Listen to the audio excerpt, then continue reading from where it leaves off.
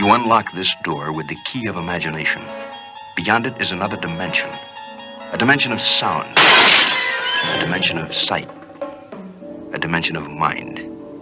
You're moving into a land of both shadow and substance, of things and ideas. You've just crossed over into the cultural reset.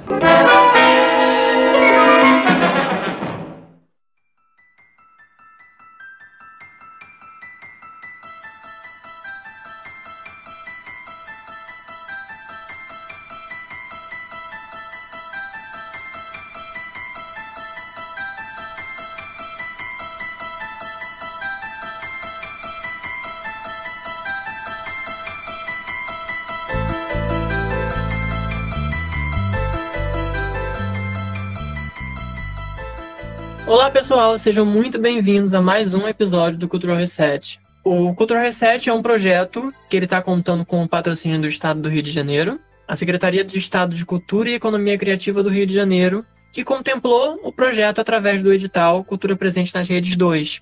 Eu sou o Daniel. E eu sou o Matheus. E a gente está aqui para continuar falando sobre sets de filmagem extremamente caóticos. A gente vai continuar aqui falando sobre essas situações cabulosas que aconteceram em alguns sets de filmes que são bastante conhecidos. E no episódio passado a gente abordou sobre O Mágico de Oz. Foi um episódio enorme e que saiu do controle total e a gente acabou fazendo um episódio que, por enquanto, é o maior episódio do podcast, mas nesse episódio, aparentemente, não vai ser tão longo. É um episódio até meio pesado pra gente se falar, principalmente no horário que a gente tá gravando, porque como a gente já falou outras vezes aqui, a gente grava de madrugada. Então a gente vai estar falando de um tema bem específico e que eu tô torcendo pra não aparecer nenhuma assombração aqui no quarto, porque é basicamente o que a gente vai falar. A gente vai falar sobre cinema de horror. Não um cinema de horror qualquer, um cinema de horror muito específico, que ficou muito em alta durante os anos 70. Inclusive, os dois filmes que a gente vai abordar são filmes que foram lançados nos anos 70. Mas antes da gente entrar nessa questão dos filmes que a gente vai abordar, eu quero falar um pouquinho sobre as experiências, tanto eu quanto o Matheus, a gente tem com o cinema de horror. Como eu já falei para quem já está acompanhando o podcast há um tempo, ou então também para quem começou agora e já conseguiu botar em dia os episódios anteriores, vai poder me escutar falando bastante sobre a minha experiência com o terror no episódio 7. Que foi o episódio sobre o gênero slasher e a trilogia Rua do Medo, que a Netflix lançou no ano passado. Então lá eu falo bastante sobre a minha relação com o terror e como eu era uma criança muito medrosa e eu morria de medo de filmes de terror e eu não assistia nada. E eu basicamente cresci, perdi o medo e hoje em dia eu sou obcecado. Eu passei de evitar completamente esse gênero por um medo insano que eu tinha pra estar completamente obcecado e apaixonado por esse tema. Então, terror pra mim hoje em dia é uma das minhas paixões. Cinema de horror pra mim é algo assim que se tornou muito importante pra mim. A minha relação com o terror é até um pouco parecida com a do Daniel, no sentido de que quando eu era criança eu era completamente horrorizado pelo gênero de terror. Só que eu acho que a diferença que eu tinha pra ele é que eu não evitava o terror, sabe? Eu não fugia do gênero, né? Eu ficava completamente amedrontado, mas toda vez que eu tava zapeando os canais na TV e eu acabava caindo em um filme de terror, eu ficava assistindo pelo que tava rolando, né? Até se fosse um filme de terror ruim, eu ficava interessado em continuar ali vendo enquanto eu tava assustado. O primeiro filme de terror que eu vi, por sorte, não foi um filme ruim, que foi o Chamado, a versão estadunidense, né? Então eu meio que comecei vendo um filme de terror com um filme bom, só que também foi um filme que me deixou com medo de, por exemplo, sei lá, ir no banheiro de noite, sabe? Esse tipo de coisa. Então, com o passar do tempo, eu acho que eu fui perdendo um pouco esse medo de ver filme de terror, e eu fui vendo cada vez mais filme de terror, tanto que, como o Daniel falou, é uma das minhas paixões, assim como é pra ele, né? Eu pesquiso filme de terror, eu faço filme de terror. Eu fiz um curta-metragem recentemente de terror, é uma história de fantasma, se chama As Ruínas do Cinema Cury, que tá sendo exibido no Festival de Jaboatão nesse momento, né? Tá podendo ser visto online. E o terror, por conta disso, é um gênero muito importante para mim, por conta do não só do valor estético dele, né? Dessas ambientações góticas, decadentes, dessas criaturas meio míticas e fantásticas, como o vampiro, ou o lobisomem, um fantasma. Mas é porque o terror, é até um pouco clichê falar isso, mas o terror geralmente ele reflete algum tipo de ansiedade ou alguma tensão social da época em que ele é feito, né? Então, eu acho que justamente por conta disso, o terror acaba sendo um gênero muito maleável, porque os horrores da sociedade meio que estão sempre em mudança, né? A sociedade tem sempre algum novo horror, e aí o gênero vai se adaptando a isso. E como o Daniel falou, a gente está produzindo no coletivo um novo curta de terror, que se chama O Limiar da Meia-Noite, que é uma produção do coletivo Belacqua, e é um filme de terror muito influenciado pelas obras do Guilherme Del Toro, que também é um cineasta completamente apaixonado pelo gênero do terror, mas o que ele faz geralmente não é terror.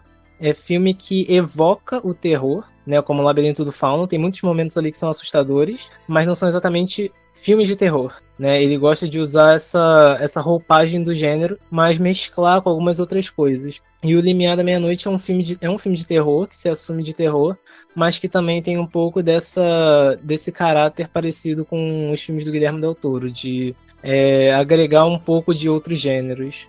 Sim, e é muito interessante ver essa questão como às vezes, né, o terror, ele fala muito com a gente, né? Então eu acho que o cinema de horror, ele tem essa abertura muito grande, essa liberdade criativa, sabe? A gente tem muita coisa, até mesmo estranha e bizarra, que já foi feita dentro do cinema de horror, mas que apenas dentro do horror isso poderia acontecer, sabe? Então tem esse quê que deixa a gente mais curioso e mais intuitivo, sabe? A gente começa a ver as coisas de uma certa forma que, às vezes, em outros tipos de gênero, a gente não tem essa liberdade, a gente não tem essa possibilidade. Eu acho que o terror, além de ser um gênero que tá sempre se reinventando, ele é um gênero que também tá sempre meio que se desconstruindo, né? Então, tipo, é muito comum a gente ler histórias, sei lá, de pessoas que assistiram Drácula nos anos 30, um filme que não tem nenhuma gota de sangue, e ficaram horrorizadas, acharam que era um filme extremamente gráfico, ou então algo que acontece com outros filmes, mas aí eles vão sendo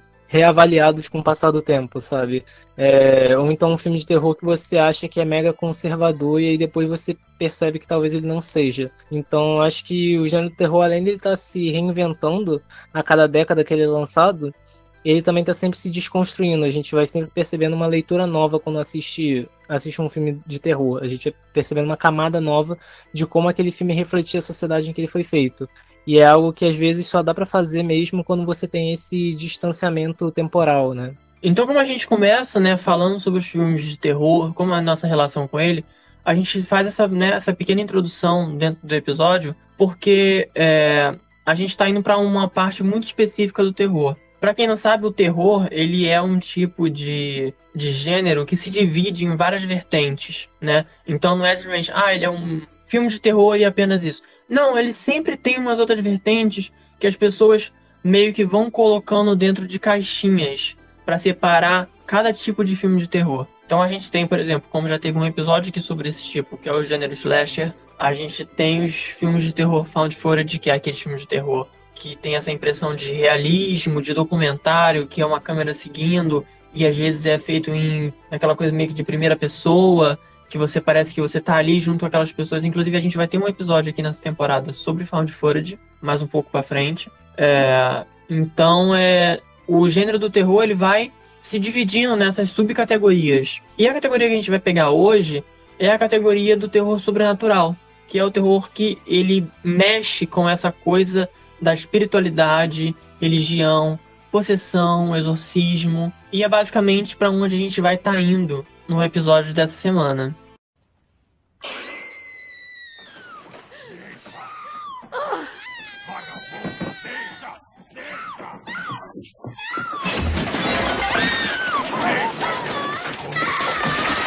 Deixa Jesus te comer! Deixa ele te comer! Deixa!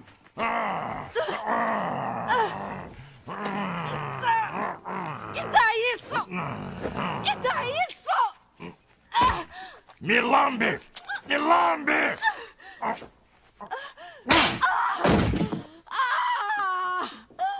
E no caso do episódio de hoje, a gente vai tratar de 2 filmes, né, como o Daniel falou, e são, eu acho que 2 filmes muito, não só característicos do gênero do terror como um todo, mas do terror sobrenatural e do terror que era produzido nos anos 70, né, que a gente vai estar tratando do Exorcista e depois da Profecia. Pra quem não sabe, esses 2 filmes, a gente vai entrar em mais específicos depois, mas esses 2 filmes lidam com uma espécie de pânico satânico que estava tomando conta principalmente dos Estados Unidos naquela época, né? Porque em 1968, o Roman Polanski ele lança um filme chamado O Bebê de Rosemary, que é um dos grandes expoentes nesses filmes que lidam com, basicamente, com o diabo, né? Com o demônio, dentro do cinema de terror. E um ano depois desse filme ter sido lançado, é um filme que lida muito com esse senso de tensão doméstica, tensão familiar. Um ano depois, a esposa do Polanski, que é a Sharon Tate, ela é assassinada por um culto de seguidores do Charles Manson. Né? É um culto de pessoas que invadiram a casa onde ela estava com amigos, mataram ela enquanto ela ainda estava grávida. Então, esse tipo de acontecimento causa um mal-estar muito, muito forte nos Estados Unidos da época. Os Estados Unidos, a virada dos anos 60 para os anos 70, ela é marcada por muito pessimismo. Os Estados Unidos geralmente é um país que tenta passar essa imagem meio otimista, mas essa virada de década é muito pessimista pelo fato do que os Estados Unidos estavam passando naquela época. Além de escândalos de corrupção no governo, da guerra do Vietnã, que tinha sido um fracasso completo, você tem esse pânico satânico, esse senso de que você não está mais seguro dentro da sua própria casa. Porque foi basicamente o que aconteceu com a Sharon Tate, né? Então, associou-se muito a imagem do Charles Manson a um tipo de adorador do diabo, a um tipo de seguidor do demônio, né? E aí, esse tipo de medo acaba permeando, mesmo que de uma forma meio indireta, esses filmes do Exorcista, da Profecia, mesmo eles tendo sido feitos anos depois dos assassinatos. Então tudo isso acaba criando esse senso de mal-estar e esse senso de pessimismo, essa situação meio caótica nos Estados Unidos. Isso passa a se refletir nesses filmes que são mais angustiantes, né? Eles têm mais um senso de desesperança. E é interessante porque quando a gente pensa, esses 3 filmes, muitas vezes eles são citados juntos. A gente vai tratar só de 2 aqui, mas muitas vezes a gente enxerga eles quase como uma trilogia não oficial, porque cada filme tem um diretor diferente, um roteirista diferente, às vezes até um estúdio diferente. Mas assim, todos os 3 filmes lidam com maternidade, todos os 3 filmes lidam com uma espécie de pesadelo que vem do fato de ter filhos, né? Todos os filmes lidam com esse senso de que você não está mais seguro dentro da sua própria casa. Então, eles acabam enfatizando esse medo que é muito enraizado na cultura estadunidense, que é o medo de você perder a propriedade privada, né? Que é o medo de você não conseguir proteger as suas crianças. E tudo isso acaba sendo encapsulado nesses 3 filmes, que são realmente uma espécie de retrato dessa época. Então, O Exorcista e a Profecia, que a gente vai tratar aqui hoje, eles são 2 grandes expoentes desse certo senso de histeria que toma a nação dos Estados Unidos naquela época. E aí, com isso, a gente, puxando, né, para o caso do Exorcista, ele é um filme que é lançado em 1973, ele é dirigido pelo William Friedkin, e 1973 é aquela época que é até interessante porque o primeiro episódio a gente fala muito sobre a Hollywood antiga, né, a Hollywood da Era de Ouro. E O Exorcista é um filme de um diretor que é um dos expoentes da nova Hollywood. A Hollywood que foi surgindo ali nos anos 70, no final dos anos 60, que é formada principalmente por pessoas que se formaram em faculdades de cinema, diferente dos diretores anteriores. Né? Então é a época que o Coppola surge com o Poderoso Chefão, é a época em que o Spielberg vai surgindo com o Tubarão, e é uma época em que o William Friedkin ele tá ali se cimentando como um desses diretores. Né? Ele fez Operação França, ele fez alguns outros filmes que são muito mais... tem muito essa estética pesada, meio carregada, né? Filmes que tem um caráter um tanto pessimista, bem típico da época. E ele é contratado para dirigir O Exorcista pela Warner, né? E é um filme que teve um orçamento muito alto para a época. É um tipo de orçamento que não se costuma ver em filmes de terror, que é de 12 milhões. Hoje em dia isso não é muito, mas naquela época era um orçamento gigantesco, principalmente para um filme de terror, que geralmente eram filmes baratos, para serem lançados rápidos, eram bem descartáveis, assim, pelos estúdios, pelo menos, pela visão dos estúdios. Eram filmes mais descartáveis para conseguir alguns trocados mais fácil, né? E o Exorcista meio que fugiu um pouco de tudo isso. Eu acho que a sinopse do Exorcista, eu acho que a história do Exorcista é algo que a maioria das pessoas conhecem, pelo menos por alto, assim. Acho que todo mundo meio que sabe, tem alguma noção sobre o que é o filme do Exorcista. Mas basicamente, para quem não sabe, ou então nunca viu o filme, ele é sobre uma atriz, né? É uma mulher, atriz, ela tem uma filha chamada Regan, e aos poucos ela vai ficando assustada com o comportamento da Regan, né? A Regan começa a xingar, começa a destruir objetos da fé católica dela, e ela vai ficando cada vez mais assustada com esse comportamento da filha. Então ela começa a pedir ajuda de um padre, né? Depois de não ter tido muito sucesso no hospital, ela pede ajuda de um padre para tentar compreender o que está acontecendo com a criança. E o padre acredita que ela está possuída por um demônio, né? O Pazuzu. E basicamente o desenrolar do filme é a ideia desse conflito, desse padre que está com dificuldades de crer em Deus, digamos assim. Ele está com problemas na fé dele. É esse embate desse padre com a menina possuída, né? E dele tentando descobrir como livrar ela desse sofrimento, ao mesmo tempo que ele está passando por um sofrimento próprio, que é essa perda de fé. Então, todo o confronto do filme é meio que nessas vertentes. É a mãe que não sabe muito bem como ajudar a filha, que se sente meio perdida na hora de tratar a criança, e o padre que tem a sua própria questão, né? O seu próprio questionamento de fazer as suas pazes com Deus. Então, O Exorcista é um filme muito marcado por esses confrontos e por essa forma como a gente se relaciona com a fé, se relaciona com a espiritualidade. É um filme que cria algumas coisas que a gente associa muito diretamente com o cinema de horror hoje em dia. Principalmente os filmes de possessão ou os filmes de demônio, que geralmente vêm muito carregados com essa aura meio cristã, no sentido de a salvação sempre vem da igreja, sempre vem dos símbolos religiosos, né? Então O Exorcista é um filme que vai cimentando muito isso no imaginário popular. O Exorcista também ele é baseado em um livro. É um livro que foi escrito pelo William Peter Blatty. Ele foi escrito em 1971, basicamente 2 anos antes do filme ser lançado. E o William, depois do Exorcista ter feito muito sucesso, ele meio que se especializou em lançar outros livros que abordavam essa questão de exorcismo, de demonologia e etc. Mas o Exorcista foi um dos primeiros livros que ele escreveu com essa temática. E foi inspirado em um caso de exorcismo real. Acabou que foi um estouro. O filme, inclusive, deu um impulso, né, pro livro. E o William Peter Blatty, ele começou a escrever dentro dessa temática para poder continuar pegando essa onda. E o filme, como o próprio Matheus falou, ele teve um orçamento muito grande. Ele teve um orçamento de 12 milhões de dólares, que pra época era muito, principalmente para um filme de terror. E ele arrecadou muito dinheiro. Ele teve um retorno muito bom.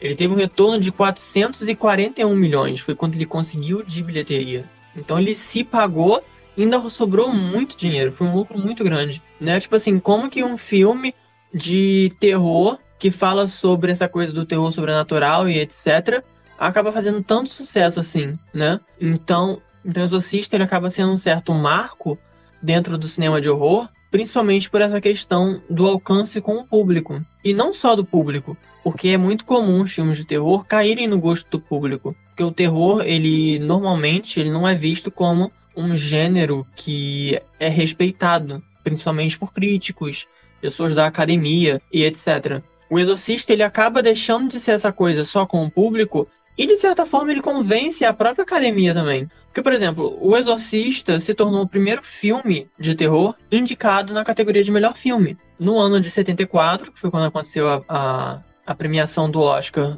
no qual competia dele estar nesse circuito. Ele conseguiu um total de 10 indicações ao Oscar, o que é um número muito grande. Tanto que até hoje, os filmes que mais conseguiram indicações conseguiram um total de 13 indicações. Então, o Exorcista ele já conseguiu um número bem relevante de indicações. Infelizmente, claro, ele não venceu nem metade dessas categorias, mas ele venceu 2 categorias. O Exorcista levou o Oscar de melhor som e o Oscar de melhor roteiro adaptado. Além de ter sido indicado em várias outras categorias, principalmente categorias principais. Ele foi indicado a melhor filme, como eu já falei.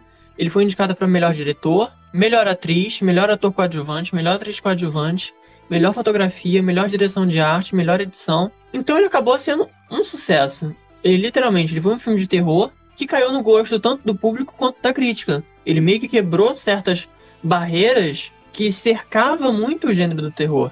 E ele foi um dos filmes que...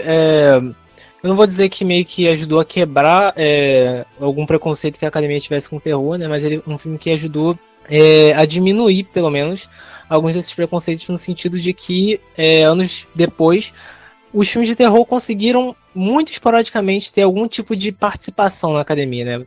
Por exemplo, o Corra levando o melhor roteiro, ou então um Lobisomem Americano em Londres, que literalmente influenciou a criação de uma categoria no Oscar, né? Então são coisas muito esporádicas, não é muito comum a gente ver algum filme de terror. Eu acho que é algum filme de gênero como um todo, né?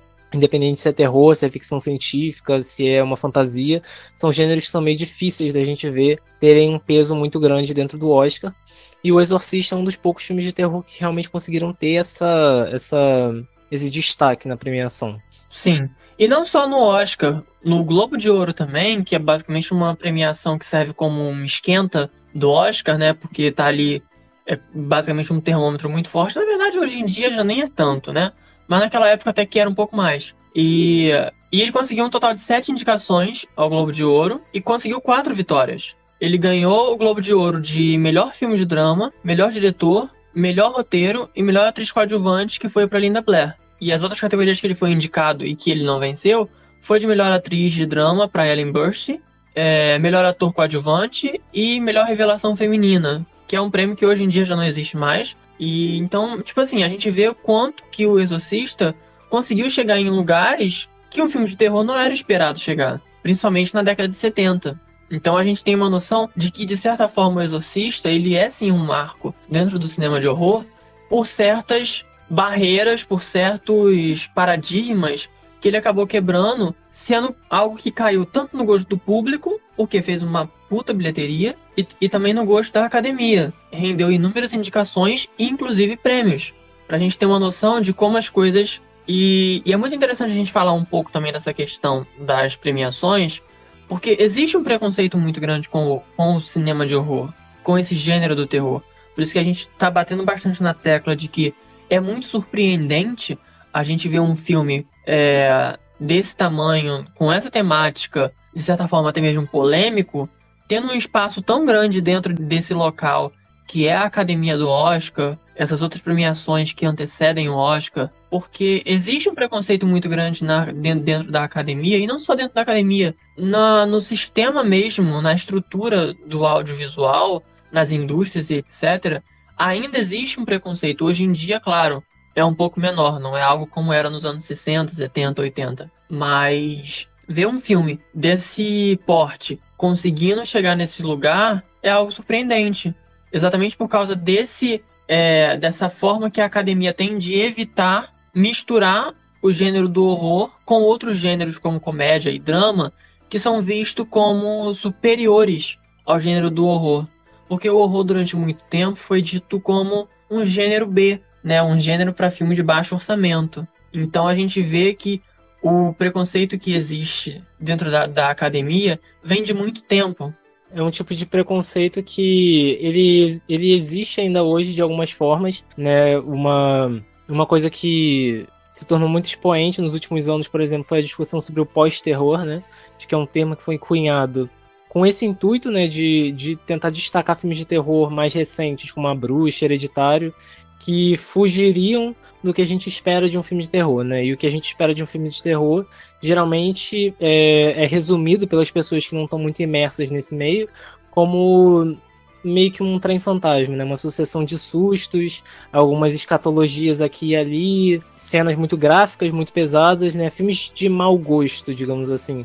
E o pós-terror seria o oposto disso, seria filmes de terror inteligentes, que façam a gente pensar e que reflitam os medos de uma sociedade em que ele é produzido, da sociedade e o tema em que ele é produzido. Só que a gente está percebendo aqui que, tanto com o Exorcista, com a Profecia, Bebê de Rosemary, são filmes que já faziam isso nos anos 60, nos anos 70, né? Então, quando você vê um termo como esse, pós-terror, ou então um outro sinônimo que é usado para ele, que é horror elevado, a gente vê que ainda é meio atual essa tentativa de criar uma justificativa que possa, entre aspas, permitir a gente que é culto a gostar de um filme de terror. A criação desses termos, né, de pós-terror, horror elevado, que seriam basicamente voltados para consolidar uma ideia de um terror novo, de um terror revolucionário que é diferente do que tinha sido feito antes. Quando na realidade o gênero já nasce com essa ideia, né? O terror enquanto gênero, ele já nasce com essa ideia de chocar, de escandalizar, porque ele vai estar colocando o dedo na cara de alguma ferida, de algum tipo de questionamento, de algum tipo de preocupação da sociedade em que ele está inserido, do tempo em que ele está inserido, né? Então ele tem sempre esse ar meio questionador. É algo que não é novo, é algo que está no terror desde sempre. E isso é algo que nem sempre é valorizado ou reconhecido por grandes estudiosos, pela academia ou por alguns meios, né, de estudo do cinema. E tem também essa questão, né, de que, tipo, nessa coisa do pós-terror, essa coisa de terror elevado, essas firulas para trazer um aspecto mais sofisticado, né, pro gênero do terror. Eu sinto isso muito como realmente uma forma de tentar uma validação através de críticos da academia, sabe? É isso que eu sinto muito com essa questão do pós-terror. Eu adoro filmes que tem vindo nessa leva, como A Bruxa, Hereditário, Midsommar, O Farol. Eu adoro esses filmes. Eu acho que realmente, tipo, são filmes incríveis de terror que estão pegando várias temáticas, que estão fazendo questionamentos interessantes com uma visão mais atual, porque, na real, se a gente for olhar para vários filmes de terror, por exemplo, anos 80, anos 60, a gente tem, por exemplo, A Noite dos Mortos-Vivos, que é um filme de terror que inaugura o zumbi moderno e que tem um protagonista negro. E, tipo, isso há muito tempo atrás. E a gente já tinha certas discussões, a gente já tinha certas questões sendo debatidas. Mas só que muitas vezes era algo que ficava nos subtextos, subliminarmente, ali viajando, e você fica, caralho, tem alguma coisa escondida ali. E aí você analisa e você consegue chegar. Hoje em dia não, hoje em dia a gente já tem uma liberdade maior para, olha só, a gente vai falar de racismo dentro desse filme de terror, sim. Olha aqui, ó, esse é o filme. A gente vai sim falar sobre homofobia dentro desse filme de terror. A gente não precisa mais esconder isso, entendeu? Então, tipo assim, é muito interessante essa questão do pós-terror. Mas eu ainda sinto que é muito também uma questão de validar o gênero do horror, o gênero do terror, para ser aceito dentro de um meio mais elitista, entende? Por exemplo, e sinceramente, eu não acho que, indo para um lado mais polêmico, né, do que eu posso estar falando aqui agora, mas a gente realmente precisa de uma validação da academia? Sabe, tipo assim, é um lugar cheio de cara velho que não tá afim de entender as coisas novas. Sabe, tipo assim, a gente realmente precisa dessa validação desses caras. O terror, que é um gênero tão foda, que já tá há tanto tempo aí, que tá aí subvertendo uma caralhada de tema há muito tempo. Porra, não precisa, sabe? Então eu acho que é muito interessante a gente poder botar isso na balança. É necessário que a academia, que ainda assim existe um certo prestígio, existe um certo renome, sim, então é importante ter filmes de terror sendo reconhecidos, óbvio, principalmente nessa leva de terror que tem muita gente boa fazendo terror. Principalmente pessoas que há muito tempo atrás não conseguiam fazer terror, como por exemplo mulheres, pessoas negras. Então a gente tem essas pessoas agora em cargos de direção, de roteiro, que antigamente não tinham, ou até tinham, mas era muito pouco. Então é muito importante sim esse reconhecimento da academia. Mas eu acho que a partir do momento em que a gente tem que ficar se adaptando, se modificando, fazendo firula para conseguir se encaixar dentro de uma caixinha para poder ser aceito por uma indústria, eu acho que isso acaba às vezes perdendo a essência do que o terror na realidade é. Não, com toda certeza. E eu acho que é até importante isso que você trouxe no sentido de que os filmes de terror que estão sendo feitos, os filmes de terror que são encaixados nessas categorias de pós-terror, de horror elevado, é algo meio forçado, no sentido de que muitas vezes os diretores desses filmes não concordam mesmo com esses termos, né? Eles são pessoas que são apaixonadas pelo terror e que enxergam os filmes deles como filmes de terror, né? E Eu gosto muito do fato de que essas categorias meio que são amplamente criticadas e amplamente descartadas, né? No sentido de que você vai percebendo como é meio que ridícula esse tipo de definição de horror elevado, de pós-horror, né? Você vai percebendo o quão frágil é enquanto conceito. Então, voltando, né, pro nosso primeiro filme destaque desse episódio, que é o Exorcista, a gente começa a adentrar um pouco sobre como ele surge nessa questão de sets caóticos e etc. A gente começa um pouco pelo marketing do filme. No caso do marketing de Exorcista, eu gosto de pensar assim que ele é meio até pioneiro em certas coisas que a gente se vê repetindo muitas vezes depois. Então, por exemplo, uma certa coisa que é muito característica, tem sido muito característica ultimamente, que basicamente todo ano sai o filme mais perturbador da história do cinema. Sempre vira e mexe, ou é algum festival tipo Cannes, ou então de Berlim, e etc. E aí tem um filme de terror lá, e aí aparece a manchete. Pessoas saíram de ambulância da sessão do filme X, porque ele é super pesado. Ele é o filme mais perturbador, as pessoas não aguentaram ficar na sala de cinema. Metade do público se levantou em repúdio ao filme por ele ser extremamente pesado. E isso faz tudo parte de um marketing. Chega na hora, o filme na verdade não tem nada demais. Tinha tipo, sei lá, uma perna sendo cortada, uma cabeça decepada que a gente já viu inúmeras vezes. Em filmes, não pessoalmente. Então, tipo assim, é uma questão tipo de exagero para causar uma histeria coletiva e gerar um buzz em cima desse filme. E o Exorcista foi um filme que baseou o marketing dele nisso. O marketing do Exorcista foi baseado em histeria coletiva. E muito dessa histeria eram situações armadas pela própria produção. Então, tipo, ficavam ambulâncias do lado de fora dos cinemas para poder levar as pessoas para o hospital que estavam passando mal.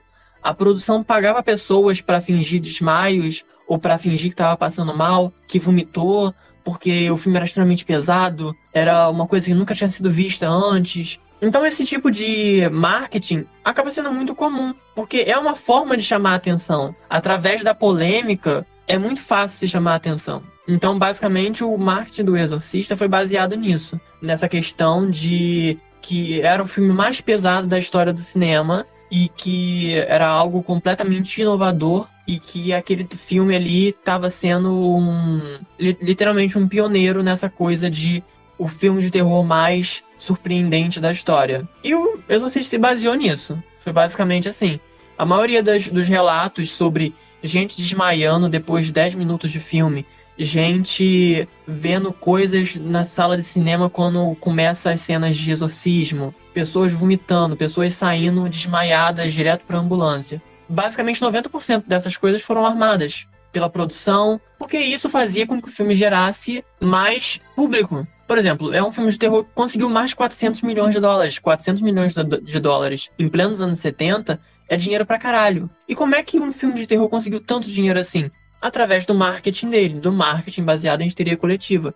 Porque as pessoas viam nas televisões, nos noticiários, o filme do Exorcista tá fazendo as pessoas passarem mal. As pessoas estão sem conseguir dormir após assistir esse filme. Aí as pessoas criam uma curiosidade, as pessoas, porra, eu tenho que ver esse filme, preciso entender o porquê que as pessoas estão desse jeito. E isso vai gerando cada vez mais público.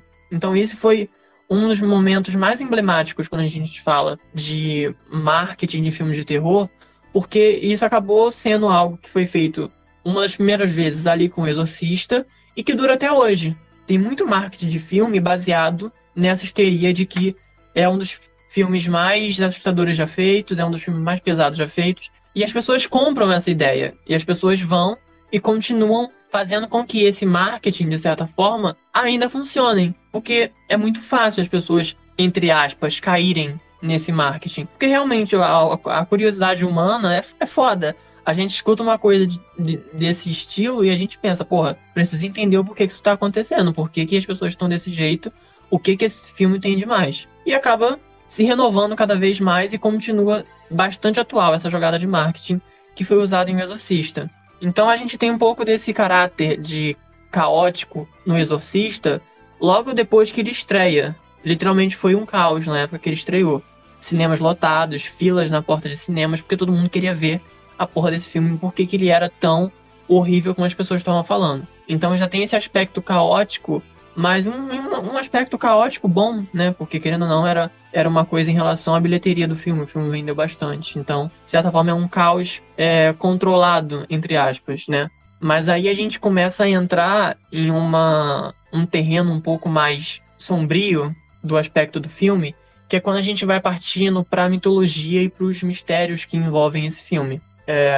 Como o Matheus falou no começo, né, ele é um filme que aborda uma questão muito religiosa, um assunto sobre exorcismo, que, querendo ou não, acaba sendo um assunto meio pesado. E os produtores do filme, quando eles estavam na parte de pré-produção, criando, fazendo as pesquisas para o filme, eles utilizaram coisas reais, né? Por exemplo, o Pazuzu, que é o demônio que fica ali, né, que é o demônio principal que aparece no filme, ele é um demônio real, que existe nessa parte mais do Oriente Médio, inclusive é a abertura do filme, né? Então a gente tem muito essa questão de pesquisa que foi muito a fundo que eles fizeram para poder trazer essa fidelidade para o filme. Porém, quando a gente começa a mexer com certas coisas que a gente não tem controle, as coisas podem ficar meio estranhas, que é o caso do Exorcista. Como eles mexiam com essa questão de demônios, de possessão, e ainda por cima era algo real, as coisas acabam ficando meio estranhas. Então, quando a gente vai para essa coisa de mistérios do filme, né,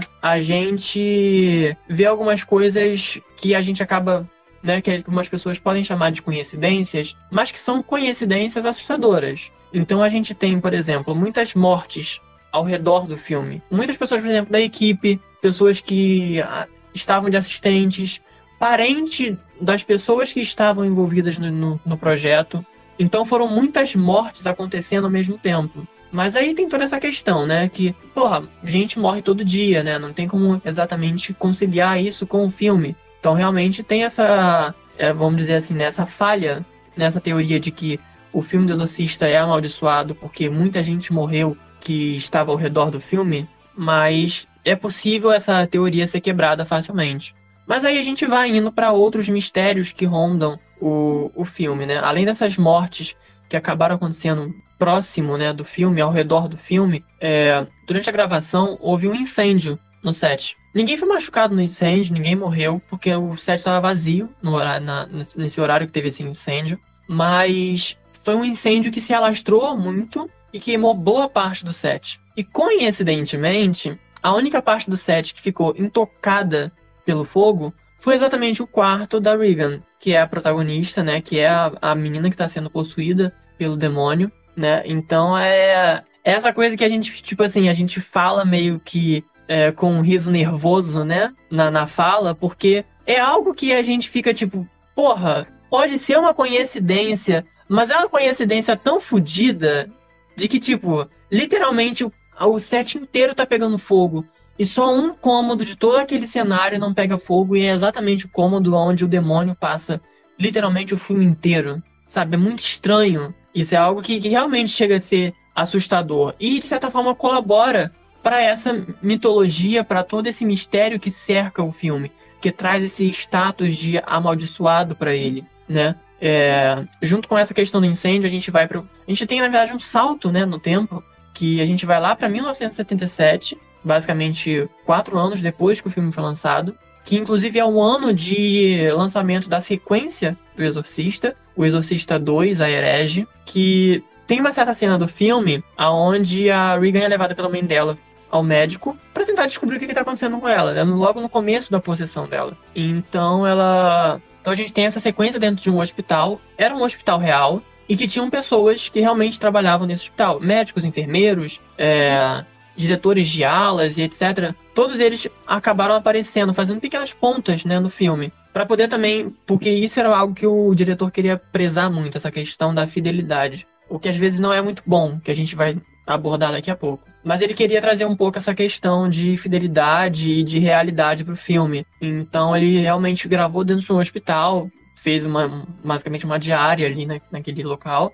E muitas pessoas apareceram nesse filme, muitas pessoas que faziam parte dessa equipe médica. Uma dessas pessoas era o chefe da área de neuroradiologia. Ele é o cara que aparece controlando a máquina de ressonância que a Regan entra para poder fazer o exame. Beleza, é uma participação rápida, ele basicamente nem tem fala, né? Basicamente ele fala uma coisa muito rápida com a personagem, do tipo, fique calma que não vai acontecer nada. Então é uma coisa bem, tipo assim, não tem nenhuma conexão muito grande com o filme. Porém, tem essa questão, esse mesmo cara que participa desse filme, que faz essa pequena ponta no filme, no ano de 77, acontece uma coisa que muda a vida dele completamente. Ocorre um assassinato de um jornalista muito famoso na época. A polícia encontra o corpo dele na casa dele, no apartamento que ele tinha. E é meio que um mistério, porque não se sabe o que aconteceu com ele. Pensaram que poderia ser um suicídio, pensaram se foi um assassinato, estavam investigando para tentar descobrir alguma coisa.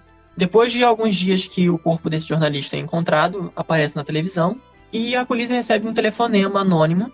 E nesse telefonema a pessoa dizia que ela havia feito algo de errado e que ela era a pessoa que havia matado aquele jornalista.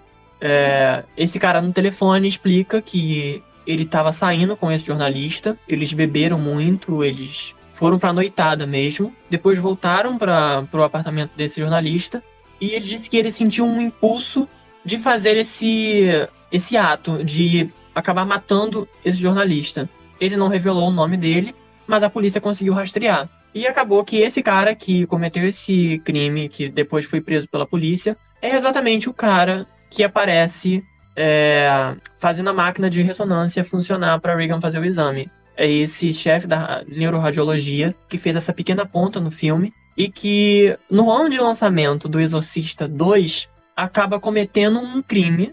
Ele não tinha um registro criminal, ele não tinha nenhum antecedente, nada. Ele era um cara, de acordo com as pessoas que trabalhavam com ele, ele era um cara super de boas, ele era um cara super tranquilo. E de repente, esse cara que aparentemente era inofensivo, se torna um assassino. Ele não sabe explicar exatamente por que ele matou aquele cara. Ele só sabe que ele teve aquele impulso, completamente vindo de nenhum lugar, de cometer um assassinato. Então, tipo, é algo que acaba, novamente, colaborando para esse status de amaldiçoado do filme, mas que, de certa forma, é algo que a gente pensa, cara, como essas coisas podem acontecer? Sabe, é algo que realmente não tem uma explicação lógica para isso, além de que, tipo, é aquilo que eu falei antes, as pessoas podem falar que é uma mera coincidência. Sim, pode ser uma mera coincidência, mas são coincidências demais. São muitas coisas acontecendo e que estão rondando aquele set de filmagem em específico, que está mexendo com forças que muitas vezes a gente, como seres humanos, não conseguimos controlar. Então esses são alguns dos mistérios que rondam esse set de filmagem de O Exorcista. Não ajuda também muito o fato de ter um diretor completamente errático, né, guiando essa produção inteira, né? Porque o William Friedkin, ele era um diretor que ele é dessa linha de fazer tudo pela cena, no sentido de, se ele precisar estapear uma pessoa, ele vai fazer isso, né?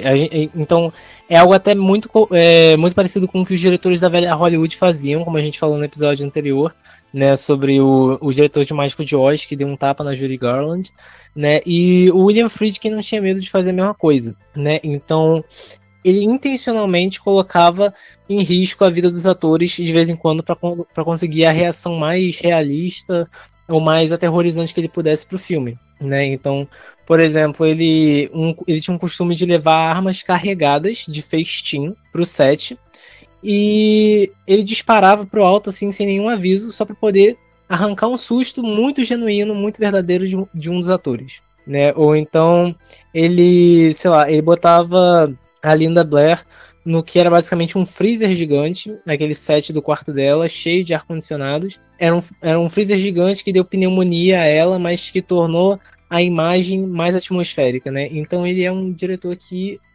durante a filmagem do Exorcista, fez muito isso. Até imoral, de construir um filme que para ele fosse o melhor filme possível, e ele passava por cima das pessoas para conseguir isso, né? Então a gente tem alguns casos emblemáticos nessa produção, tanto da Linda Blair como da Ellen Burstyn, que faz a personagem da mãe dela no filme.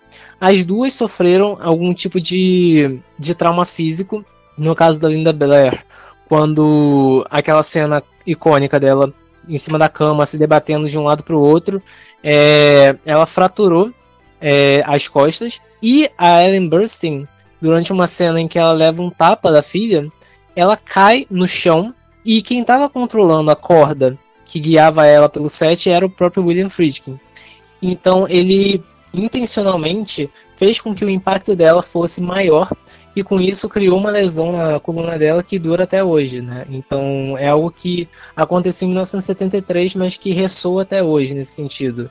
Então a Linda Blair e a Ellen Burstyn são duas atrizes que sofreram bastante nas mãos do diretor, nesse caso. Interessante a gente falar sobre a Linda Blair em específico, né? Que ela é a protagonista, né? Mesmo que na maioria das premiações ela era dita como coadjuvante, né? Porque ela tinha não exatamente um papel menor, né? Mas que ela, vamos dizer assim, a protagonista do filme em si era a mãe dela, né? E ela também, por ser uma criança, ela acaba ficando com essa coisa de coadjuvante, né? Mas querendo ou não, hoje em dia, a gente analisando o Exorcista, é muito óbvio que ela acaba sendo a protagonista do filme, porque ela é aquela imagem mais memorável do filme. A pessoa pode não ter visto o Exorcista, mas com certeza, enquanto ela crescia, alguém mandou um link pra ela pedindo pra ela clicar, e logo depois apareceu a menina do Exorcista na tela do computador gritando. E eu falo isso por experiência própria, porque aconteceu comigo. Então é muito específico essa imagem Acontece dela. com os melhores. Mesmo que seja um filme dos anos 70, ainda é algo que é muito assustador. A forma como deixaram a Linda Blair naquele filme, com o trabalho de maquiagem e etc., é algo que a gente deve analisar até hoje e dar todos os elogios possíveis, porque realmente foi um trabalho muito bom. Indo pra falar dela, né, um pouco dela, assim como no episódio passado a gente comentou sobre a Judy Garland e como o Mágico de Oz foi o pontapé na carreira dela, mesmo que tenha basicamente destruído a vida dela em sequência, a Linda Blair eu acho que foi basicamente o caminho oposto, porque a Judy Garland saiu do filme amada, né, mas ela teve cicatrizes e traumas que acompanharam ela durante a vida dela e que acabaram levando ela até a morte. E no caso da Linda Blair, eu acho que é um pouco contrário, porque a Linda Blair ela não saiu amada.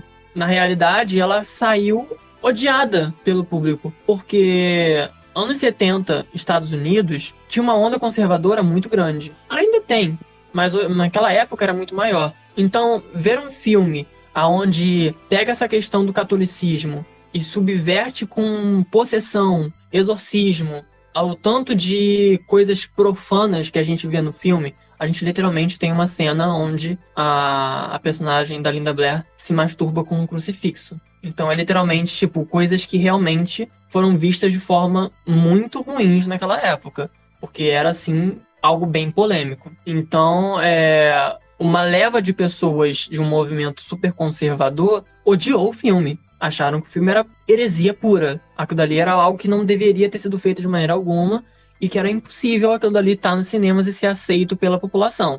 E acabou que quem ganhou um alvo nas costas foi a Linda Blair, porque ela era essa imagem do demônio. Ela é a imagem que a gente vê durante o filme. Durante a maioria do filme, a gente vê a Linda Blair, no caso a personagem dela, a Regan, como aquele demônio que tá ali atormentando a mãe, xingando o padre, fazendo uma caralhada de coisa extremamente profana. Então, isso tudo recaiu em cima dela. Não recaiu em cima do diretor, não recaiu em cima do estúdio, não caiu em cima do produtor, caiu em cima dela. Então, a Linda Blair, ela teve que começar a andar com segurança e ela era muito nova. A Linda Blair, se eu não me engano, ela tinha coisa de 11, 12 anos quando ela fez o filme. Então, ela basicamente não pôde ter uma infância como ela poderia ter. Ela literalmente teve que começar a andar com segurança pra todo canto, porque ela recebia ameaça de morte, porque falavam que tinha que matar ela, porque ela era a imagem do demônio. Porque literalmente, o filme que fala sobre exorcismo, que faz essa subversão em relação à religião, vai trazer uma onda de fanatismo religioso imensa. E foi exatamente isso que aconteceu. Então, esses fanáticos religiosos arrumaram um algoz. Esse algoz era a Linda Blair. Então, basicamente, ela não, deu um pontapé na carreira dela depois do Exorcista. Ela fez alguns filmes, ela inclusive voltou pra sequência, o Exorcista 2, mas basicamente ela não teve um pontapé na carreira dela, porque ela foi meio que boicotada pelo público, porque ela tinha essa imagem de que, apesar dela ser uma criança, ela foi demonizada por toda uma população conservadora que não conseguia botar na cabeça que aquilo dali era porra de um filme. De certa forma, ela não teve uma carreira porque ela foi perseguida. Mas aí a gente acaba vendo como, de certa forma, o fanatismo religioso acaba ultrapassando certos limites que até avançam para dentro do ficcional. Porque, querendo ou não, apesar de toda essa questão, toda essa mitologia, mistérios e etc. que ronda o filme, é um filme, não deixa de ser um filme. E um outro debate que acaba surgindo com o Exorcista é muito dessa questão também, mais religiosa, sobre a crença do mal. Quando o filme saiu, o próprio Papa, que estava regente naquele momento, né, na década de 70, ele, durante uma coletiva, ele foi perguntado sobre o filme, sobre o que ele achava daquele filme. Porque muitas pessoas, né, viam aquele filme como uma profanidade, uma heresia em forma audiovisual. Então, ele foi perguntado sobre o que ele achava do filme. E, surpreendendo a todos, ele disse que, na realidade, o filme ele traz certos debates que deveriam estar mais acesos naquele momento. E um desses debates era exatamente sobre a crença no mal. Porque muitas pessoas, dentro dessa questão religiosa, são muito focadas em ver o lado bom das coisas, acreditar em Deus, anjos, ir num paraíso, que é para onde nós vamos depois que a gente falecer, e etc. Mas as pessoas muitas vezes ignoram que se existe o lado bom, tem que ter um contraponto. Porque não existe bondade intrínseca, não existe apenas só a bondade. Então, se existe o lado bom, tem que existir o lado ruim. Então, o Papa ele trouxe um pouco dessa questão de que o filme ele reacende esse debate sobre a crença no mal. Inclusive, o Papa ele meio que polemiza, falando que o catolicismo ele anda muito junto com o estudo da demonologia, né? Então, o filme ele acaba trazendo um pouco disso e acaba reacendendo essa questão da religiosidade dentro do cinema de horror. E como a gente já falou, né, do Exorcista em si, de toda essa questão do filme, a gente já abordou o que aconteceu no set, acidentes, imprudências do diretor, que era tido como intenso, né?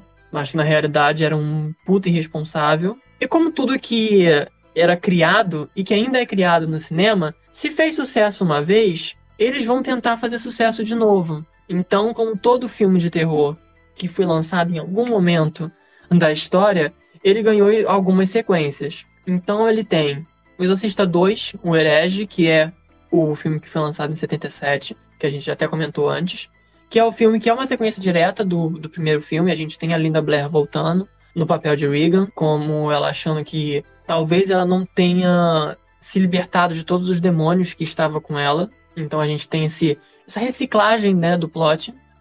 Exorcista 3, que foi lançado nos anos 90, literalmente no começo, literalmente 1990. Que inclusive hoje em dia já tá ganhando até um status de clássico cult, porque ele é um filme que na época de lançamento ele foi rejeitado. E ele é um filme que ainda assim é uma sequência, ele ainda trabalha com os elementos que foram tidos no primeiro filme e até mesmo no segundo.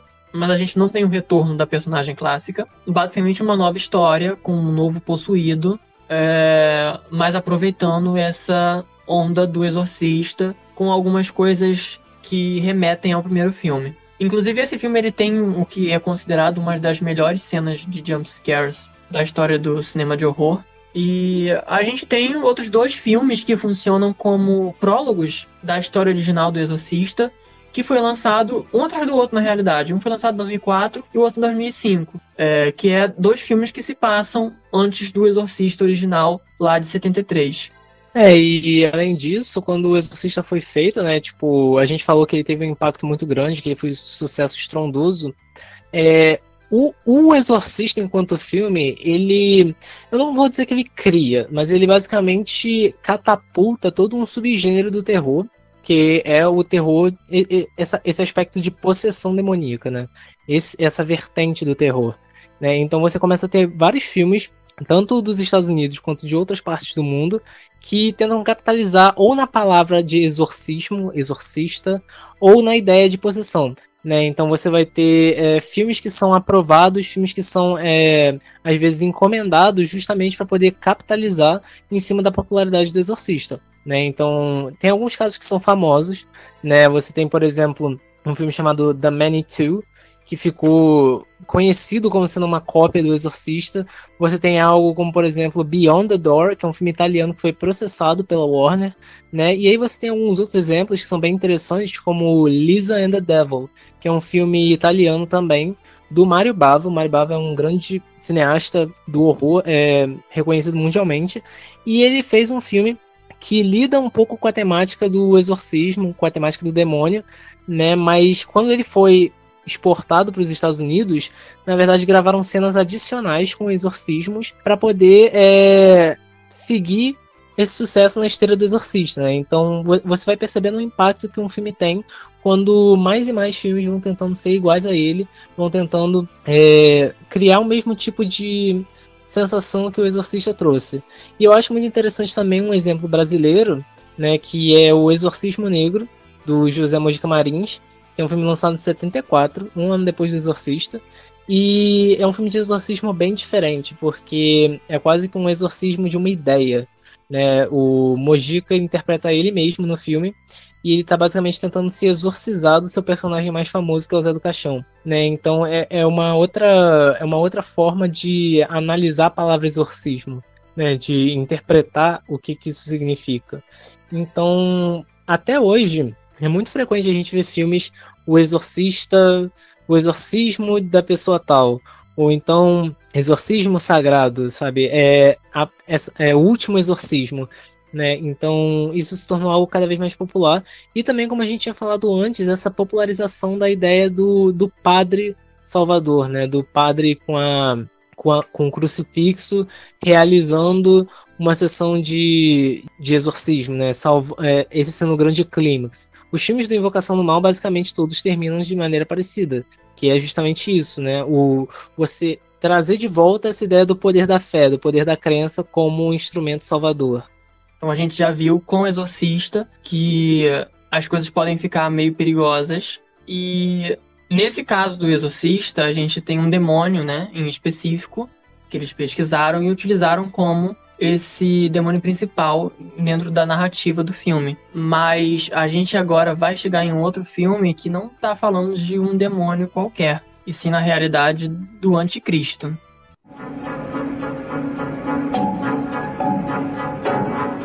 O que há dele? Oh, é só uma igreja, mais nada. O que há? Robert! Mas o que é? Eu não sei, mas ele parece estar com terror mortal. Ele está mal? Bem, ele está com o corpo todo trêmulo. E aí a gente vai trazer esse segundo filme, né, que é meio quase que uma companion piece com o Exorcista, que é o The Omen, ou A Profecia no Brasil, né? É um filme de 1976, então ele já tá saindo um pouco dessa parte ali do como posso dizer, do pânico satânico, né? O pânico satânico é muito mais do começo dos anos 70 e final dos anos 60, né? E eu acho interessante que ele é lançado em 76. Ele é lançado alguns anos antes do Halloween. Halloween é de 78, se eu não me engano. Mas ele já vem depois do Massacre da Serra Elétrica e também já vem depois de Black Christmas, que são dois filmes que ajudaram a popularizar o gênero do slasher, né? E o slasher é um gênero que é muito pautado por esse senso de horror doméstico. A invasão da propriedade privada, a invasão da sua casa, né? E o The Omen é um filme que parece quase que conversar com essas duas gerações do terror. Essa pautada pelo slasher, que viria a ficar muito mais famoso nos anos 80, e essa do terror sobrenatural, do terror de possessão, porque ele é um filme que lida com a ideia do perigo estando na sua casa, bem debaixo dos seus olhos, sendo quase que invadido, né? Quase que uma invasão familiar, porque é um perigo que você, a princípio, não percebe, né? Então é diferente do Exorcista, por exemplo, que é um perigo muito mais gritante, né? Porque você vê a criança ali se transformando e tudo mais. Mas no caso da Profecia é algo um pouco mais sutil, é algo que causa aquele estranhamento, mas você não vai realmente compreendendo no início. E é um filme sobre um diplomata, né, dos Estados Unidos, que ele e a esposa dele adotam uma criança que é recém-nascida e não sabem de onde ela vem, né? E aí a gente vai acompanhando o filme com o passar do tempo, conforme essa criança vai crescendo. E aí, quando ela chega numa determinada idade, muitas mortes de teor meio misterioso vão acontecendo ali no cercado da família, né? E vai ficando cada vez mais confuso sobre por que tantas coisas, tantas coincidências, assim, digamos, entre aspas, estão acontecendo ali ao redor dessa família, né? E começa a especular-se de que talvez essa criança seja o anticristo, né? Que a origem desconhecida dela esteja relacionada a algum tipo de troca que tenha ocorrido na maternidade e que essa criança talvez seja o filho do diabo. Esse filme da Profecia é um filme que tem um orçamento muito menor do que O Exorcista, tá? Ele tem 2 milhões, quase 3 milhões, mas ele também fez um sucesso estrondoso, fez um retorno de 61 milhões, que você compara, é um sucesso absoluto, né? Ele também teve uma certa representação no Oscar, né? E ele basicamente é um filme que, como a gente tinha falado antes, tanto o Bebê de Rosemary, como O Exorcista, como A Profecia, eles são grandes pontos na história do terror, principalmente na história do terror dos Estados Unidos e na história do terror de possessão. E a Profecia, ele não é exatamente um filme de possessão, mas ele é um desses filmes que formam esse círculo de filmes sobre o diabo, que eram feitos nos anos 70 e 60. Né? Então, A Profecia basicamente é um filme que traz muito desses anseios e até dessa desconfiança com a política que ocorria na época. Né? O pai, que é basicamente o protagonista do filme, o Gregory Peck, ele é um diplomata, então é um filme que também traz essas camadas sociais do que era vigente, dessa angústia vigente nos Estados Unidos da época. E como a gente falou, né, a gente já entrou nesse outro filme de destaque que a gente está trazendo, que é A Profecia, sobre em relação aos perigos de se mexer com o sobrenatural. Dessa vez eu acredito, pelo que eu vi em algumas entrevistas e depoimentos, que o diretor estava bem mais consciente do que ele estava fazendo. Porque ele mesmo, quando ele chegava para chamar as pessoas para fazer parte da equipe, ele falava com a pessoa. A gente vai estar entrando em um terreno que talvez seja meio perigoso. Então, se você realmente não quiser participar disso daqui, é melhor sair agora, porque a gente vai estar mexendo com certas coisas que podem causar alguns danos. Mas realmente faz sentido esse aviso dele, né?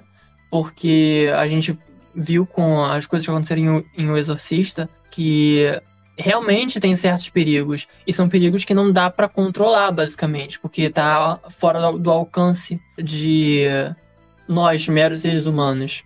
Mas apesar do aviso, né, dessa consciência de que ele tinha de que alguma coisa poderia dar errado, ele continuou com o filme e algumas coisas deram errado. Mas, diferente de, por exemplo, O Mágico de Oz, que aconteceu muita merda durante o filme, e isso acaba afetando, de certa forma, algumas coisas, o caso de A Profecia, eu acho que até menos coisas que aconteceram, talvez, do que com o próprio Exorcista. A Profecia se foca bastante em acidentes, mas não exatamente acidentes causados por falta de prudência dentro do local de gravação.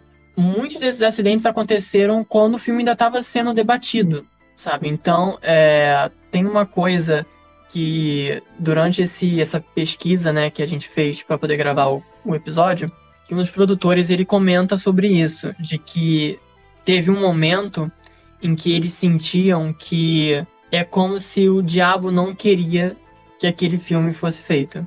Então a gente tá vendo um filme que ia colocar em destaque uma representação do que seria o filho do diabo, né? O que seria basicamente o anticristo. Então a gente tem um contexto bíblico muito forte dentro dessa produção. Então, muitos acidentes rondaram várias etapas desse filme. Basicamente, há tanto acidente que é basicamente em cada fase da produção desse filme. Acontece acidente na pré-produção, durante a produção do filme e na pós-produção do filme. Então, são coisas que realmente parecia que era uma força maior que estava tentando parar essas pessoas, mas que não conseguiu. Então a gente começa um pouco pelos acidentes que aconteceram quando o filme ainda estava sendo discutido. Tem basicamente duas situações envolvendo aviões. Na primeira delas, 2 aviões diferentes que continham 2 pessoas da equipe, um em cada avião, foi atingido por um raio. Um deles foi o Gregory Peck, que é o protagonista do filme, que é esse diplomata que o Matheus comentou. Quando ele estava vindo para poder conversar com os produtores sobre o filme, o avião que ele estava foi atingido por um raio. E um dos produtores que também precisou, que não estava no mesmo lugar que o restante dos produtores, que veio de avião para essa reunião, também teve o seu avião atingido por um raio. Foi basicamente um raio caindo 2 vezes no mesmo lugar. E a outra situação com o avião é um pouco mais macabra. Quando o Gregory Peck estava voltando para onde ele estava ficando, antes dele vir pela primeira vez para poder conversar com os produtores, ele ia voltar, ele ia de avião, assim como ele tinha ido, só que ele perdeu o avião. Ele acabou perdendo o horário do avião e o avião partiu sem ele. Ele não conseguiu chegar a tempo no aeroporto para poder pegar o avião. Esse avião que o Gregory Peck, que era o protagonista do filme, ia pegar, ele sofreu um acidente. Logo após ele decolar, o avião não durou muito no céu, ele atingiu um bando de pássaros. Esses pássaros acabaram afetando as turbinas do avião. O avião começou a declinar, o avião caiu, atingiu uma central da estação do aeroporto. Todas as pessoas que estavam naquele avião morreram, o piloto morreu, e dentro dessa estação, que foi atingida pelo avião quando ele caiu, estava a mulher e os filhos do piloto do avião, que também faleceram no mesmo acidente. Então é até algo pesado de se falar, porque é realmente sombrio ver essa situação acontecendo. E o protagonista do filme era para estar dentro desse avião, e ele não estava. O outro acidente acaba acontecendo antes do filme começar a ser gravado, e eles iam se encontrar nesse restaurante para poder fazer uma reunião para poder resolver algumas coisas dos filmes e etc. E no dia que eles iam se encontrar para fazer essa reunião, houve um atentado terrorista nesse restaurante que eles iam se encontrar. O restaurante foi pelos ares, foi explodida uma bomba lá dentro. Foi por muito pouco deles não estarem ali dentro, porque era exatamente o mesmo dia que eles teriam a reunião. Porém, a reunião deles era horas depois do atentado. Então, esses são algumas das situações que acontecem com alguns integrantes da equipe desse filme. Logo no começo desse projeto, o projeto não estava nem começando a ser gravado. Então, pra gente ver o quanto que a energia pesada que já estava rondando esse projeto. Durante a produção, durante a gravação, teve 2 acidentes que aconteceram, e foram 2 acidentes basicamente no mesmo local, que foi num zoológico. Tem uma sequência no filme onde a mãe e esse garoto, que é a reencarnação do anticristo, eles entram nesse zoológico de carro. Era uma estrada onde você realmente passava de carro para ver os animais. E é uma cena que, originalmente, eles passariam. Os animais que estavam em volta, que eram um grupo de babuínos, iriam ficar meio agitados com a presença do garoto, porque o garoto era uma presença maligna. E eles passariam de carro e iriam embora. A cena se prenderia nessa tensão dos animais começando a ficarem agitados quando vem aquela criança. Porém, algo deu errado. Quando eles estavam na metade do caminho, o carro enguiça. O grupo de babuínos que estava em volta ficaram muito agitados, muito mais agitados que o que era esperado. Tinha adestradores por perto para poder controlar eles, mas nem os adestradores conseguiram controlar. Eles começaram a pular em cima do carro, atacar o carro literalmente, com a atriz que fazia a mãe do menino e o menino. E a própria atriz ficou em pânico, porque não era esse o planejado. Eles simplesmente iriam passar e iriam embora. E pelo carro ter enguiçado e os babuínos terem ficado estranhamente muito agitados, acabou que aconteceu essa confusão dentro desse zoológico. Só depois que o carro voltou a funcionar que eles conseguiram ir embora. E aí conseguiram sair dessa muvuca de bicho que acabou indo pra cima do carro. Mas que no momento, para aquela atriz, e mesmo pro próprio ator que fazia a criança, foi algo, assim, pânico total. Porque não era o planejado pelas gravações. E além disso, dias depois deles terem gravado nesse zoológico, um dos adestradores que ajudou o pessoal da equipe nessa filmagem dentro do zoológico, ele acabou sendo comido por um leão. Ninguém sabe explicar o que aconteceu, como que aconteceu. O leão estava preso, o adestrador tinha todos os equipamentos de segurança possível, mas de alguma forma algo aconteceu para que esse adestrador acabasse sofrendo esse acidente e ele acabou sendo comido por esse leão. Em relatos, em depoimentos, literalmente ninguém sabe dizer como isso pode ter acontecido. Esses são alguns casos de acidentes, né, que aconteceram. A gente foi percebendo tanto pré-produção, produção e até a pós-produção do filme teve algum tipo de acidente macabro ou algum tipo de evento medonho, né? O filme gravado já terminou de gravar, lançado, e mesmo assim continuam acontecendo acidentes relacionados a pessoas que estiveram trabalhando nessa produção. Então, por exemplo, o supervisor de efeitos especiais do filme, de efeitos visuais do filme, e a esposa dele estavam na Holanda de carro, numa viagem, quando acontece um acidente de carro, né, que termina por decapitar eles, inclusive é algo muito semelhante ao que acontece no filme, né, tem uma cena de decapitação no filme que é muito famosa, e então algo muito semelhante ao que acontece já no filme, e o carro se acidenta num local próximo a uma placa com o número 666 de um lugar chamado Omen, que é basicamente o título do filme em inglês, né?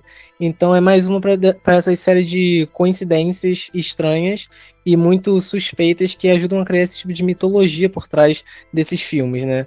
É aquele tipo de coisa que, quando a gente descobre esses bastidores caóticos de um filme de terror, a gente espera isso de um filme de terror.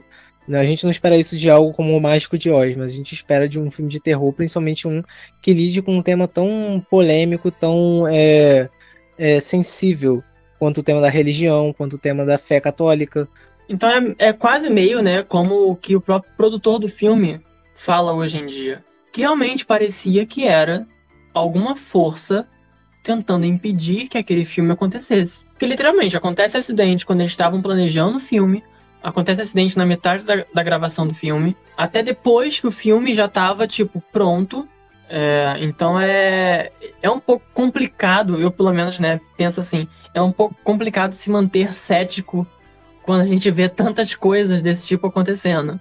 E para falar um pouco também de uma coisa que as pessoas costumam chamar de lei de atração, as pessoas acreditam, eu conheço muitas pessoas que acreditam muito nisso, de que a gente atrai aquilo que a gente manifesta, né? A gente atrai aquilo que a gente fala. E isso acaba se conectando um pouco, tanto com o filme de A Profecia como o filme de O Exorcista, porque é um pouco dessa coisa, né? Você tá ali, você tá trabalhando com um tema muito específico, com um tema que é um pouco assombroso, né? De se falar, e muitas pessoas que trabalham com filmes de terror, que vai um pouco para essa vertente do sobrenatural, falam sobre isso. Que às vezes você manifesta certas coisas e você atrai essas coisas para você. Então, é quase como, vamos dizer assim, né, uma breve explicação do que pode acontecer usando esses exemplos dos filmes de O Exorcista e de A Profecia. De que às vezes tem certas forças superiores que vão te responder de forma que às vezes pode ser um pouco desproporcional àquilo que você está fazendo utilizando o nome dela. E A Profecia, assim como o Exorcista, criou essa franquia, né? Ele tem algumas sequências que se originaram a partir desse filme primeiro, né? Tem, por exemplo, A Profecia 2, lançado em 78, tem o terceiro filme lançado em 81 e o quarto lançado em 91, né? Já 10 anos de diferença. E em 2006 a gente tem um remake do filme original. E a sequência dos primeiros filmes, né, eles meio que lidam com o amadurecimento do Damien, né, que é essa criança, o anticristo, conforme ele vai amadurecendo e tem que trazer esse apocalipse para a Terra, né. Então, nenhuma das sequências, assim como no caso do Exorcista, eu acho que muito mais do que no caso do Exorcista, porque no Exorcista ainda existe uma espécie de culto das sequências, né? Principalmente do terceiro filme. No caso da Profecia, as sequências geralmente são mais descartadas, elas não são tão mencionadas, e muito menos o remake, né? É realmente aquela questão do caça-dinheiro, né? Isso. Pelo menos em O Exorcista, os filmes agora já estão ganhando essa coisa desse clássico cult e etc, que não foram foram mal compreendidos, foram lançados no momento errado. Já em relação à Profecia, já o filme original ele já não tem tanta popularidade como O Exorcista, e as sequências muito menos. As sequências têm um orçamento bem menor, não fizeram um sucesso grande, e assim como basicamente toda a franquia, vai decaindo conforme os filmes vão lançando. Então, é literalmente essa reciclagem que é super natural até dentro do cinema de horror. Porque a gente que assiste muitos filmes de terror, que já está muito inserido nesse universo, a gente sabe muito bem como é que funciona e sabe que é basicamente de praxe que um filme que fez muito sucesso, que não tinha necessidade de ter uma sequência, vai ter uma sequência que não vai chegar aos pés dele e que vai ter outra sequência que vai ser ainda pior, e aí por diante. Então, pra gente poder finalizar um pouco, né, que o episódio já tá chegando ao fim, alguns tópicos em específicos que a gente pode levar em consideração para fazer certas analogias quando a gente fala sobre o gênero do terror e esse estigma de que são filmes amaldiçoados simplesmente por serem filmes de terror. Tem essa certa analogia, né? Que basicamente você tem 4 caixas. Nessa primeira caixa, você coloca os filmes de terror que têm fama de serem amaldiçoados. Como a gente falou aqui, O Exorcista, A Profecia, O Bebê de Rosemary, que foi citado aqui mais cedo no comecinho do episódio. Aí nessa segunda caixa, a gente coloca filmes que não são de terror, mas que são considerados amaldiçoados. O Mágico de Oz, que a gente abordou no episódio passado. Apocalipse Now. Stalker. Na terceira caixa, a gente coloca filmes de terror que não têm essa fama de amaldiçoados. Slasher normais, por exemplo, Sexta-feira 13, Hora do Pesadelo, Candyman, vários outros. E na última caixa, na quarta caixa, a gente coloca filmes que não são de terror, que não tem nenhuma forma de serem amaldiçoados, como, por exemplo, Dançando na Chuva, Casablanca, filmes de super-herói como Vingadores, etc. Então a gente tem 4 divisórias para esses filmes. E aí tudo recai em cima dessa primeira caixa, que é a caixa dos filmes de terror amaldiçoados. Então é uma coisa de percepção e padrões que acabam colaborando para que essa fama fique conectada nesse gênero específico. Porque tem muitos filmes de terror que tem muitos problemas no set, tiveram problemas de acidentes, coisas que tentaram impedir o filme de acontecer, entendeu? Então é uma questão de padrões, é uma questão de como a gente olha e como a gente analisa certas coisas. Existem filmes que não são de terror e que vão ter esse status de amaldiçoado porque eles não deram certo.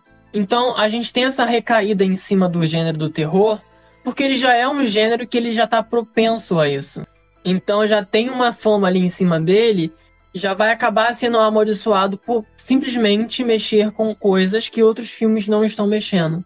Então é uma forma também da gente ver certas coisas, como por exemplo, a gente bateu bastante na tecla, por exemplo, das coincidências, né? O que para alguns são coincidências, para outros são sinais, né? Como a gente mesmo pode falar, uma pessoa cética vai falar, porra, isso aí foi uma caralhada de coincidência que aconteceu durante a gravação do filme. A pessoa ela é cética, então ela prefere levar isso como meras coincidências. Mas outras pessoas vão entender isso como sinais. E isso é uma forma da gente mostrar como a nossa mente humana difere para cada um. Cada um tem a sua forma de pensar e cada um tem a sua forma de crer em certas coisas e em certas situações. Tem uma história em específica, né, que eu acho que serve um pouco para essa análise em relação a sinais e coincidências, etc., que é sobre o assassino do John Lennon. Ele, depois que ele cometeu o crime, ele assassinou o John Lennon com um tiro, e quando ele foi preso, ele falou que ele duvidou muito se ele conseguiria fazer aquilo e se ele deveria fazer aquilo. Ele se questionou muito em relação a se ele deveria continuar com essa ideia de realmente matar o John Lennon. E aí ele falou que teve uma situação específica que ele enxergou aquilo como um sinal. Quando ele estava esperando o John Lennon sair do prédio para poder cometer esse assassinato e ainda se questionando se ele realmente deveria fazer, em frente a esse prédio que ele estava esperando passou uma atriz. Essa atriz era a Mia Farrow. Ela foi a protagonista de O Bebê de Rosemary, que novamente aparece aqui nesse episódio, mesmo que ele não tenha sido o tema principal, ele já apareceu bastante vezes. Ela é a protagonista desse filme e ele percebeu que ele estava em frente ao prédio, um prédio chamado Dakota, e esse prédio, na realidade, foi o prédio usado nas filmagens de O Bebê de Rosemary. O Bebê de Rosemary, que é um filme de terror, e que foi dirigido pelo Roman Polanski. O Roman, que era casado com a Sharon Tate, que foi assassinada pelo culto da família Mason. E os Mason eram fãs dos Beatles. Os Beatles, que era um grupo de música composto por 4 homens, e um desses homens era o John Lennon. A gente vê o esquema todo e toda essa volta que esse cara precisou dar para entender aquilo como um sinal. Como que a gente vai explicar a mente humana quando uma pessoa toma isso como um sinal de que deve assassinar outra pessoa? Então também é muito complicado querer achar explicações plausíveis ou então simplesmente usar uma cartada de nossa, isso foi uma coincidência, para poder definir certas situações que acontecem dentro de ambientes que às vezes não são exatamente coincidências, né? Então, para a gente poder pegar como exemplo os filmes que a gente acabou de analisar, algumas pessoas vão enxergar isso como coincidência e outras como sinais, né? E isso vai depender de cada um, vai depender da percepção de cada um, de como cada um vai enxergar esses padrões acontecendo. Outro tema também que a gente acabou batendo bastante durante esse episódio foi o tema da religião. E acaba sendo um tema muito recorrente porque, querendo ou não, está muito conectado com o filme. É literalmente intrínseco no filme. A gente está falando sobre exorcismo, sobre possessão, sobre anticristo. Então, a religião, durante muito tempo, ela rejeitou, né, toda essa questão do horror, do maligno e etc. Sendo que, na realidade, a religião e o horror, principalmente quando a gente fala de terror sobrenatural, eles estão andando de mão dadas, porque eles estão ali. O terror sobrenatural, ele acaba vindo através da religião, de uma religião que fala diretamente com a Bíblia, ou uma outra religião que segue outras doutrinas, outros livros, outros ensinamentos. É aquilo, né? A primeira emoção que o ser humano sentiu basicamente foi o medo, né? O medo do desconhecido. E o que o ser humano fez para tentar compreender o desconhecido? Foi criar os mitos, né? Foi criar esses sistemas de crença para poder fazer sentido do universo. Então, a religião basicamente surge por conta de um medo, né? O medo de estar sozinho no universo, o medo de não poder compreender a vastidão do universo. E do universo ser basicamente de você ser insignificante para o universo, né? Então você cria essas crenças para poder filtrar e poder compreender melhor o que te rodeia. Então o medo e a religião são quase que 2 lados da mesma moeda, né? Não é à toa que a gente vê o medo sendo usado, foi usado durante muito tempo e até hoje é usado como uma espécie de ferramenta para poder manter esse domínio religioso sobre alguém. São 2 coisas que é basicamente impossível desassociar uma da outra. Principalmente quando a gente pega, por exemplo, a religião protestante, que é muito forte aqui no Brasil, né? É uma religião baseada no medo. Você não vai pecar porque você tem medo de ir para o inferno. Essa é uma dos pilares da religião. Então, as pessoas se pautam dentro dessa religião, como você mesmo disse, para conseguir um conforto, para conseguir uma forma de trazer uma razão para algo em que você não consegue arranjar uma explicação. E aí é possível perceber como que esses filmes que a gente citou hoje deixaram todo esse legado, esse impacto gigantesco dentro do cinema de terror, principalmente no sentido de como a religião começou a ganhar esse papel de protagonismo que até hoje é muito intenso nessas produções, principalmente nas produções dos Estados Unidos, né? Porque antes disso você tinha o quê? Você tinha muitos filmes que lidavam com o embate da fé e da razão, você tinha muitos filmes de monstro, mas esses filmes não só tornaram eles para uma realidade mais próxima da gente, né? Porque, por exemplo, se você pega os filmes da Hammer, eles também são filmes muito católicos, mas eles são filmes que se passam em cenários góticos, século XIX, esse tipo de coisa. O que esses 3 filmes que a gente mencionou, principalmente os 2 que a gente tratou hoje, fazem é trazer esse horror para um cenário muito mais contemporâneo e realçando toda essa questão da fé, esse debate da fé, esse é trazer de volta esse medo do inferno, né? E essa necessidade de buscar Deus como um salvador. Então é um tipo de legado que até hoje é muito forte no cinema de terror. Então é por isso que muitos dos filmes de terror têm esse viés muito bíblico, esse viés muito cristão, essa visão que é onde as coisas parecem muito se resumir a demônios e padres tentando fazer o bem, né? E você até trouxe um pouco dessa questão, né, da fé, né, em relação à crença e etc. Isso é algo muito antigo. Não é só dos anos 70, onde o terror sobrenatural acabou vindo com mais força, né? Porque isso já era abordado em outros momentos, mas de forma mais esporádica, né? Não era algo como um movimento de terror sobrenatural. Mas é muito comum, inclusive até uma narrativa, de certa forma, meio mastigada, né? Quase como uma fórmula. A gente começa muitas vezes com um personagem que ele é cético, ele não acredita naquilo que vai acontecer, ele sempre tenta achar uma razão para essas situações, até o final, onde ele começa tendo que confrontar aquele ser que ele acreditava não existir, e aí ele basicamente muda completamente a percepção que ele tinha sobre aquilo. Ele deixa de ser aquele personagem cético para ser aquele personagem que precisa acreditar se quiser sobreviver.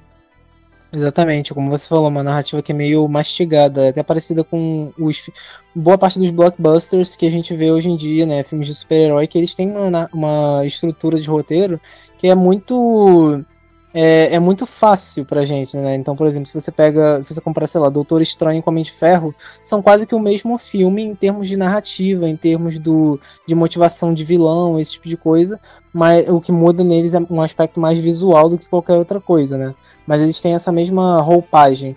E no caso do cinema de terror, o que a gente tem como blockbuster de terror hoje em dia, muitas vezes é esse tipo de narrativa que é muito dividida entre bem e mal, né? Você tem dois lados muito bem definidos, do que um representando o bem, né? O servo de Deus na Terra, e uma força muito maior do que ele, que tenta prevalecer, mas que acaba sendo derrotada por esse poder humano, né? Então é o tipo de mensagem que esses filmes passam, que são sempre meio que iguais, né? Então é por isso até mesmo que o subgênero do exorcismo não é necessariamente um dos meus favoritos, porque a gente vê poucos filmes sendo feitos que realmente tragam algo além para isso. Sim, exatamente. Mas eu acho que é isso. Eu acho que a gente chega ao fim desse episódio.